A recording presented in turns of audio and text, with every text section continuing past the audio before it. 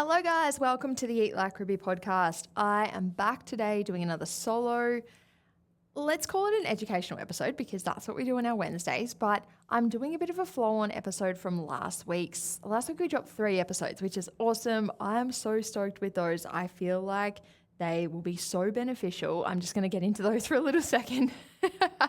But last week we dropped the 3 episodes about scale weight, weight fluctuations, the difference between fat loss and weight loss, watching weight while you are achieving fat loss and sort of knowing how to navigate that.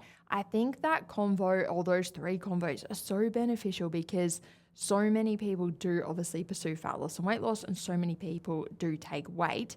And I think when we don't really understand weight, like weight can be so beneficial as part of our assessment method when we get it and we're like educated and we know what's going on and we know how to use it in a really intelligent way. And then it can be like the total opposite when we don't understand it or we don't know how to use it in an intelligent way, and it can really do people's heads in. So I wanted to do those 3 episodes to really just speak to that whole thing, and I think we nailed it, if I do say so myself. But I think those 3 really flowed on from each other. That was episode 118, 119 and 120. So definitely go back and listen to those if you haven't, especially if you're someone who's either pursuing weight loss and fat loss and or has a bit of beef with the scale and doesn't like taking weight and watching fluctuations and stuff. I think like anything in life, the more we can learn about it, the more we can understand it, the more we can learn how to navigate it in a smart way, not just feel like a victim to it. I think so many people feel like a victim to the scale.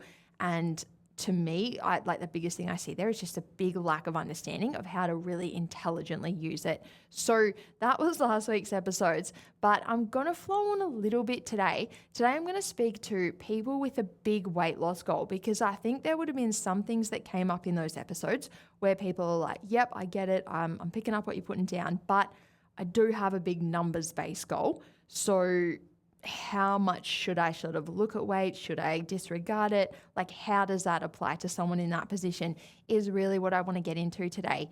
And the thing I'm going to say, my absolute famous last words is, I don't think this is going to be a long episode.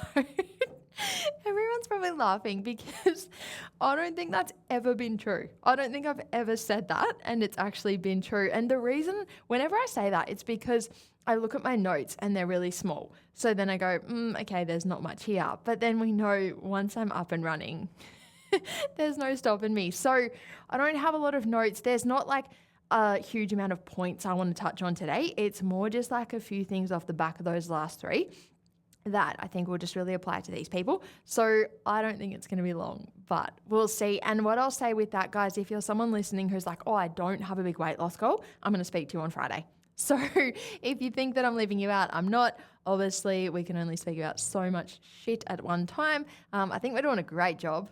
Again, if I do say so myself, I think we're doing a great job of covering so much: nutrition, training, body composition, mindset, the tangible stuff, all the mindset stuff that comes with it. I think I'm so stoked with the podcast this year. Just a little side note already, so we will be here for a long time, guys. But no, I really am stoked with the podcast this year. I think we've done such a good job to lay the foundation, give like really fundamental education on nutrition and training, and now coming into separate topics like scale weight. Last week, I think we hit that so hard, and we covered so many things with that. And I think I said at the start of the year, and I put it on Instagram, I said, I'm going to give the podcast everything I've got this year, and I want people to do the same in return. I promise you that I will show up week after week and deliver ongoing education. I want one episode to flow on from the next, and everything I say, you can think back like, oh yeah, she spoke about that a few weeks ago. That makes sense because now I understand that. And you can really piece it all together throughout the year. That is my absolute goal. I'm stoked with the first 10 to 12 weeks, however long the year's been going. I'm stoked with what we've done so far. And if you've stumbled across the podcast today, first of all, welcome, but just know that that really has been our aim this year. So I always advise going back to episode 106 and listening from there. And then obviously we've got 105 episodes before that. You can go back and listen to those as well anytime you want to. But if you really want to learn about nutrition training, I'd start at episode 106, binge it right up to where we are now. And then, like I said, if you're a regular listener and you've already done that, just know that today's episode is really going to flow on from last week. And what I would say is, if you're someone who does have a big weight loss goal and you've stumbled across this episode and you're listening for the first time, I would absolutely listen to just episode 106. then last week's episodes 118, 119, 120, and then come listen to this one. And then you can decide by that point, do I like rubes? Do I want to binge the whole pod or do I not? That's totally fine. Go off. But I think if you do have a big weight loss goal and you're just really getting started with that, today's episode is going to be dependent on knowing some of the stuff from those other episodes. So I'd go 106, 118, 119, 120, and then come to this one. Obviously, like I said, if you're a regular listener, I promise you I will stop rambling and I will get into it. So we're going to pick up pretty much kind of where we left off last week, where we did really touch on scale weight and the fluctuations and how we sort of navigate those when we are pursuing a fat loss goal. And then, like I said, I think there would have been people who were just like, I do have a big weight loss goal. I'm obviously watching the number. And I think one of the first things that comes up there that I want to speak to is I think people in that position can find themselves maybe with doctors or specialists or anyone like that actually giving them a numbers-based goal. If we think about somebody going to a doctor or similar for anything, and then the doctor sort of saying, oh, you're in an unhealthy weight range, maybe the doctor references BMI. I don't reference BMI that much on the podcast just because it can be helpful for some people, but it can be really incorrect for others. And if you don't know what I'm talking about, BMI is pretty much just like our height to weight ratio and sort of working out where we fall. If you calculate like how tall you are and how much you weigh, it'll give you a number, and it's like, is your number in a healthy range or not? The reason it doesn't work for some people and the reason I don't love it is because if we think about athletes, especially like big male athletes, my husband, perfect example, if you don't know, 2 meters tall, around 100 kilos, he falls into the overweight. Sometimes even just by putting on a couple of kilos, he'll tip over into obese just because he is such a big person. But when we look at him, like, he doesn't have an insane amount of body fat. He's not unhealthily overweight. He's literally training for an Ironman right now. He's absolutely the fittest person I know. So I don't think we can just look at BMI as the deciding factor as whether someone is healthy or unhealthy. So that's the reason I don't reference it too much, but it can be really relevant and really applicable to some people, and some medical professionals do like to use it. So I'm not here to say whether that's right or wrong, but that's just why you don't hear me speak about it much. But if you are someone who's been told they have a high BMI, or been told, you would benefit from losing 10 kilos, 20 kilos, 30 kilos, etc., obviously then there's probably like a little bit of a disconnect in your mind because you're like, well, my medical professional is telling me to lose X amount of weight. Rubes is telling me to stop focusing on the scale and stop looking at weight. So you're probably a bit torn between what's the best way to go. Obviously, the first thing I want to say on top of that is absolutely take advice from medical professionals. This podcast is not a medical advice podcast. We're not an advice podcast. I'm purely here for educational purposes. So if you've been given specific personal medical advice to you, absolutely take that on board. But if you're someone who's doing that alongside listening to the podcast or working on your nutrition and working on your mindset and your education and everything as well, that's awesome. I think that is the best position you can be in. So that's where I feel like you might find yourself being like, well, which one is right and which one should I focus on? I think we can focus on both, is really what I want to talk about. Obviously, like I said, if you've been given specific advice from your professionals, you absolutely want to apply that. But then if we think about everything we spoke about last week, even if you are working towards a numbers-based goal, let's use some examples just so I can keep referencing back to it. Let's say someone is 110 kilos and the doctor has said it'd be really beneficial for you to get under 90. It'd be super beneficial for you to lose 20 kilos. Your health would be improved. That would be really great for you, right? You can absolutely work towards that and still factor in and apply everything we spoke about last week and everything we've spoken about on the podcast. And just as a side note, we have girls that come in to Eat Like Ruby in this position. They come in with the big goal, and usually in this position, people are a little bit like, where do I start? Maybe you've tried a lot of things, you're feeling quite lost, frustrated, annoyed, over it, all of that. So just know that that's so common, that's so normal. I see that all the time, and I see people coming with a goal like that, and they really can find that sweet spot where they are working with numbers, but they're also factoring in everything I say and taking on board everything I say, especially with tangibly tracking process and then the mindset side of that, which is absolutely what we spoke about in those last 3 episodes. And even if we think back to the girls that came on the podcast, the Sydney girls that came on over, like Chrissy and New Year's, shout out Tony, Rach, Teagues. Obviously, if you're a regular listener, you'll know those girls, a lot of them or a few of them had big weight loss goals. Some of them had achieved big weight loss. Some of them were in the process of big weight loss. Like they were in such an awesome position. And they're such an awesome example of what I'm talking about right now. If anyone remembers, Rach was saying, I really want to hit the 30 kilo weight loss mark. Like she was in the 29s, like I want to hit the 30s. That's awesome. And that's, first of all, so beneficial to her physical health, like we just spoke about. It's also such a wicked achievement.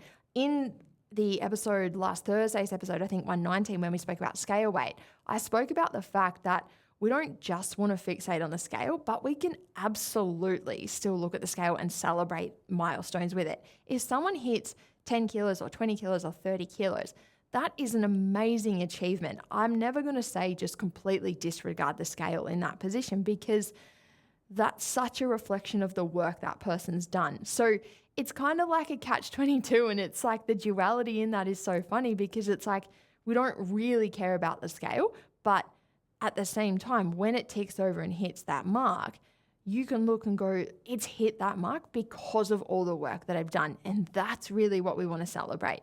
So, little bit of a side note, I'm already on one, but coming back to Rach, she had that goal of wanting to tick off 30 kilos, which is unreal. But at the same time, she'd been in Eat Like Ruby for over a year at that point, and she had taken on so much of what I'd said about navigating the scale and how it is going to have fluctuations and how we are going to have time away from tracking and diet breaks and maintenance and all those things. So the scale is going to react accordingly. And really, like I said at the start of this episode, just actually understanding what the scale is doing and why, when to use the scale, when not to use the scale, how to use it, how not to use it. So that's really what I think people with a big weight loss goal should be aiming for, is to hit that point where it's like, yes, I can work towards that number to improve my physical health, like medical professionals are telling me to, but I also still need to do the work, or I would still really benefit from doing the work of understanding the scale, understanding how to use it properly, understanding the fluctuations, and really finding the sweet spot with all of that. And the next little thing I want to speak to is,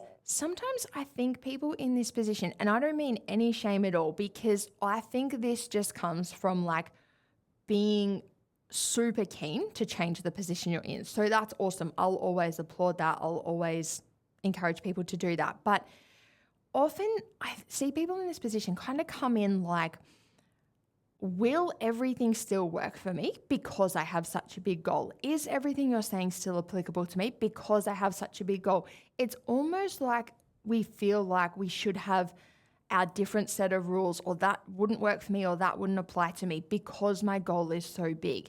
And the first thing I want to say there is, if that's you, if you're in that position, just know you're so not alone. I see this all the time. And like I said, I see this in like Ruby, where people will be like, I love everything you're doing, Rubes. I love everything I'm learning. Like I feel like they're building that bit of trust and they're building that bit of positivity, but there's this big underlying thing of like, but geez, I've got this massive goal and I just feel, I think it's quite overwhelming. It's almost like, where do I start? And then that ties in with what I said before. They're so keen to make progress. And I think that it's like a bit of desperation. And again, I say that with love, but it's like, I'm so desperate for this thing to work.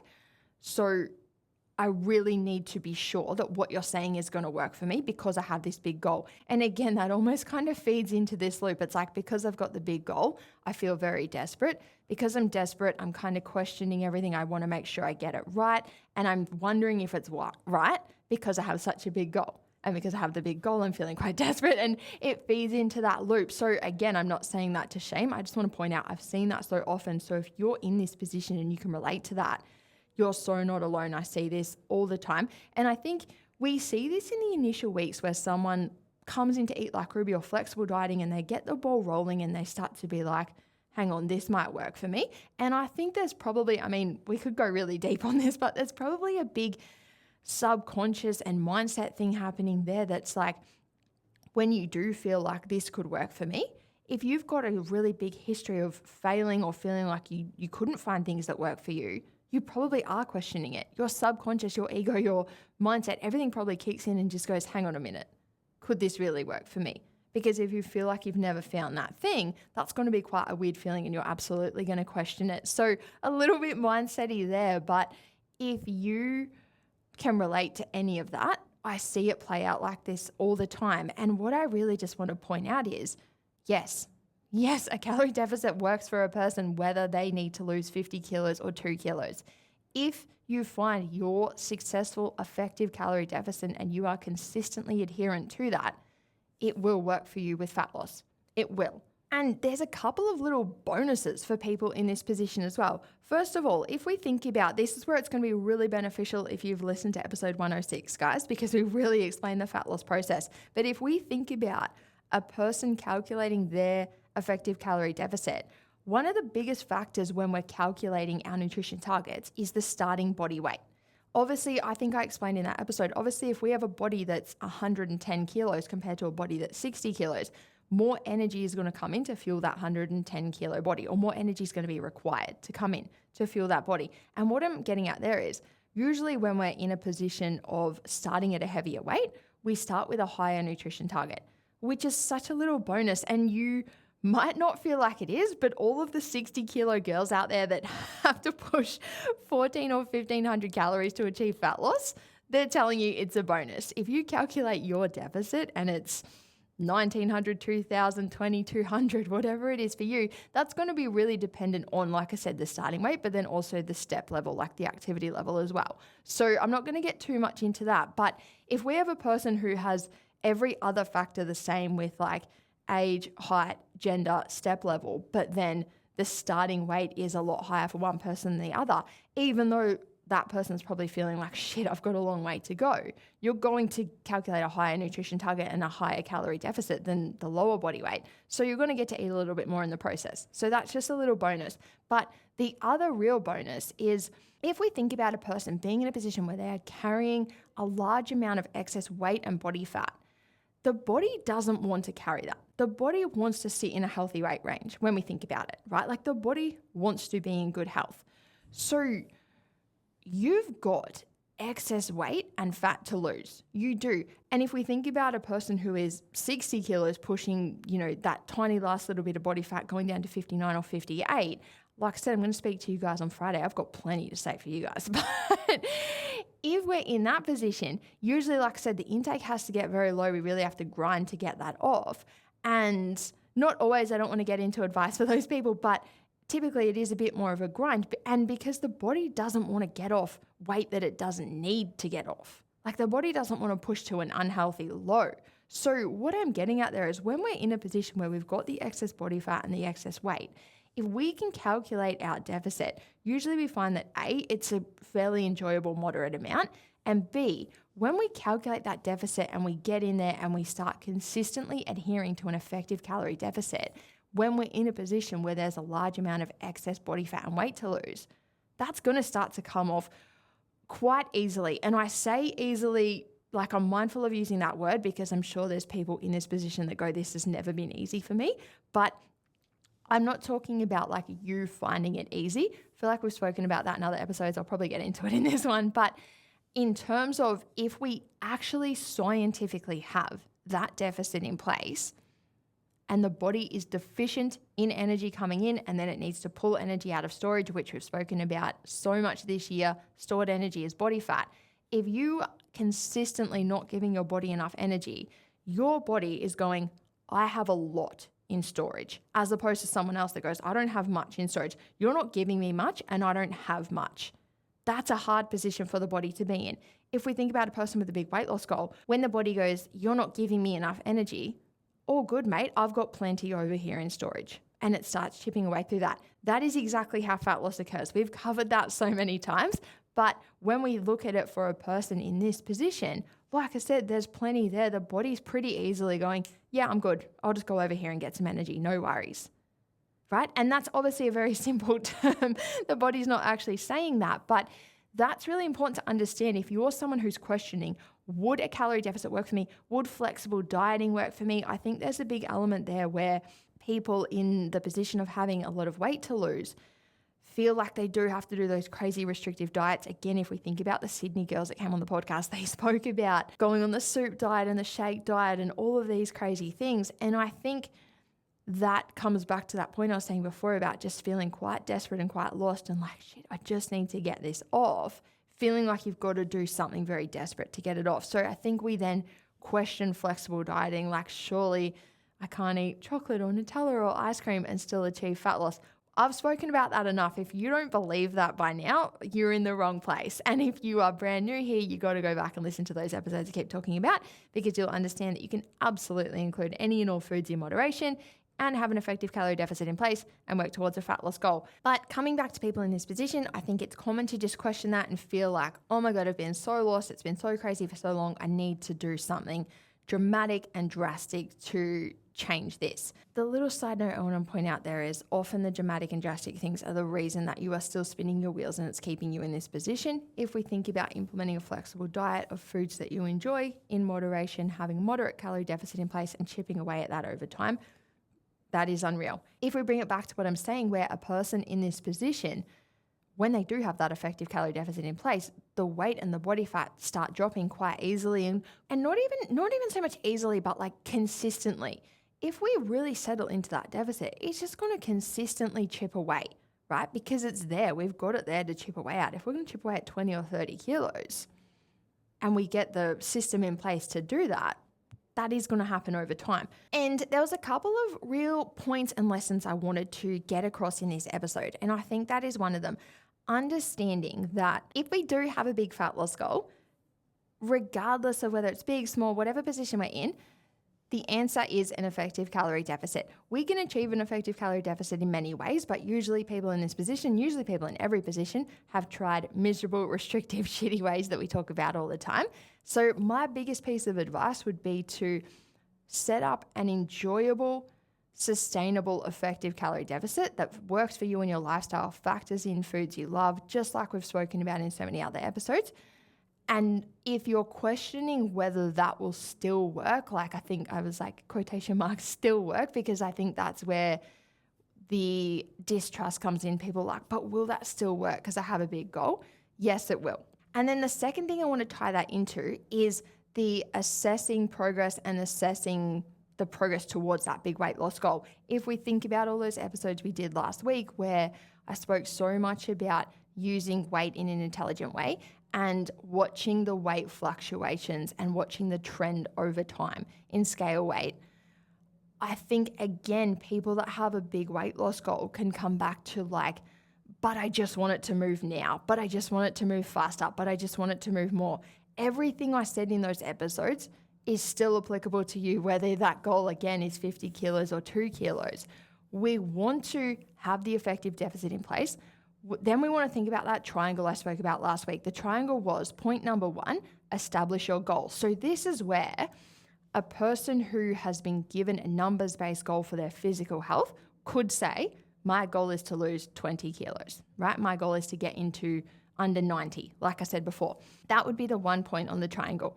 You then come to that other point that was like, what is required of me to achieve that goal? That's everything we've just spoken about for the last 15 minutes. An effective calorie deficit, in my opinion, it should be moderate, it should be sustainable, it should be enjoyable, so we actually want to stick to it. If we stick to it and we settle into it and we have it in place over time, tie that back in with everything I've just said, you're going to chip away at that goal that you just put on that first point of the triangle, lose 20 kilos, right?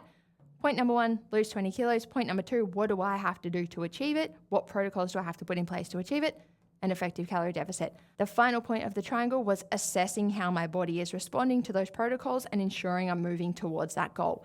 I think this is the other lesson, the other thing that people need to think about is, like I said a minute ago, I think people get very like, because my goal is so big, I should just see big drops. I want to see them hard. I want to see them fast. Like if I've got a 20 kilo goal, I don't want to F around with fluctuations. I want to get down and get that 20 kilos off, right? I think that's the energy that we see.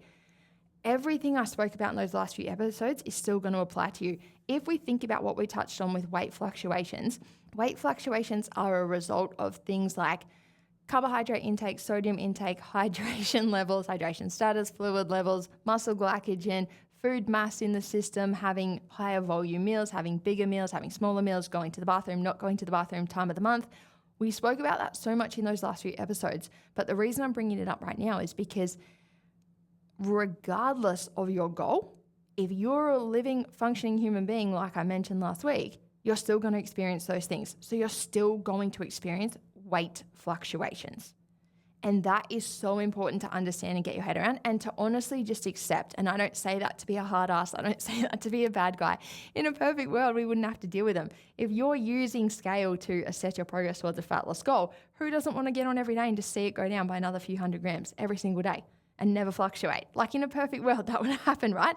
Just like in a perfect world, our pay would go into our bank account and nothing would make it fluctuate and dip and peak and trough. It'd just keep going up, right? But that's not the world we live in. So we always want to bring it back and go, what is the reality? What am I actually working with? We want to understand that. And that's why I'm such an advocate of education, because we want to understand it so then we can be aware of it and we can accept it. If we come back to that point of assessing how my body is responding to the protocols and if I'm moving towards my goal, the assessment is going to include, if we want to use weight as part of that assessment, it's going to include weight fluctuations. So we want to understand those. And if you don't understand those, go right back to episode 120, the last episode we just did. We broke them down perfectly in the best way I think I could to understand weight fluctuations.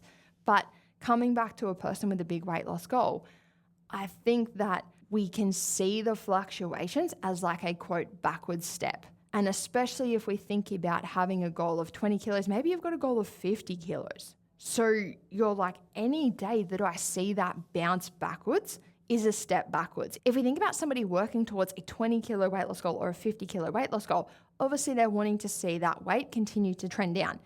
Anytime we see a fluctuation where it bounces back up, we're going to feel like that's a backward step. I'm going backwards. That's like a wasted day, a wasted week, whatever it was. This is where it is so important to understand the fluctuations, because last week we spoke about the fact that fluctuations are going to happen all the time. Fat loss is going to happen at the same time if we have that effective calorie deficit in place. And therefore, we're going to see day-to-day fluctuations with an overall downwards trend on the scale. And this ties in with everything I was saying last week, this week, start of this episode of we want to understand that. We want to truly understand that and then have intelligent forms of assessment in place over time, not overnight. And the reason that I'm harping back on about it all again, if you're a regular listener, you're probably like, I think I heard all this last week, but I think there is that real big disconnect or that big distrust with people that do have a big weight loss goal going, but does that all still apply to me? But I do have a numbers goal, but I don't want to see fluctuations, but I feel like I do need to do something desperate. Everything we've spoken about still applies to you. You still need a calorie deficit in place. You still need to adhere to that deficit for it to be effective. You still want to be intelligently assessing progress. You still want to be understanding things like scale fluctuations and assessing progress over time, not overnight. So if you feel like these things don't apply to you because you've got a big goal and you need to do something more dramatic or more intense, you do not. You just really need to bring it back to this stuff, understand it, and like I said, accept things like fluctuations and all of that we speak about, and accept that everything that we're speaking about is going to be applicable to you. You're probably just going to have to sit in it longer. If we think about somebody applying all of this to a 7 kilo fat loss goal compared to a 27 kilo fat loss goal, you're going to have to sit in it longer. But this ties back in with everything I say. Make it sustainable, make it moderate, make it enjoyable, and you'll happily sit in it longer. If we think about what I always say with we're going to be eating for the rest of our life, if we look at the next 6 months, you're going to have to eat every day for the next 6 months. Whether you track it, whether you don't, whether it's terrible food, good food, like you have to eat. So if you're sitting there going, I really want to achieve a big weight loss goal, and I know I have to eat every day for the next 6 months, why not set up a sustainable, moderate, enjoyable calorie deficit and work towards that big weight loss goal that I have every day while I'm eating for the next 6 months. And then we tie that back in with everything we spoke about last week and everything I'm speaking about right now. We then want to establish the goal, establish what we need to do to work towards the goal, and have intelligent forms of assessment in place to make sure we are working towards it. And then we just rotate through that triangle, and then we just think about everything I spoke about in those last 3 episodes and for the last 3 months, and we sit in there and we chip away. And the last thing I'll say for people who do have a big weight loss goal, I've said this before, I think I said it last week, you would have heard it before, but it's important to always bring it back to this. We always want to think about, if we do have a big goal, like I want to lose 20 kilos or 30 kilos, that is an outcome-based goal. That is something that we want to achieve like a result. We need to strip that back and go, what do I need to do every day to move towards that? AKA, like I keep talking about, the deficit, hitting steps, hitting protein, hitting all these things that we know when we get them right and we get them consistent are going to move us towards that outcome that we want. They become our action-based goals, and these need to become our focus. When we're in this position of having that big goal, I think the big goal can like hang in our mind like, oh my God, it's so big, it's so far off, it's so overwhelming. Like, where do I start? Where you start is with the actions required to move towards it. Work out what those actions are. If you haven't worked it out, I've said it a million times, an effective calorie deficit, tee up your steps and your movement to work with that, get enough protein alongside that. Go back to episode 106 and listen up to this point and you'll understand all that even more. And anytime your brain goes off into that space of like, this is so big, I don't know where to start, tap in and go, yes, I do. Yes, I do. And it might seem big and it might seem like a long time. It might seem daunting. It might seem overwhelming. But that's where we then have to ask, well, what is the alternative?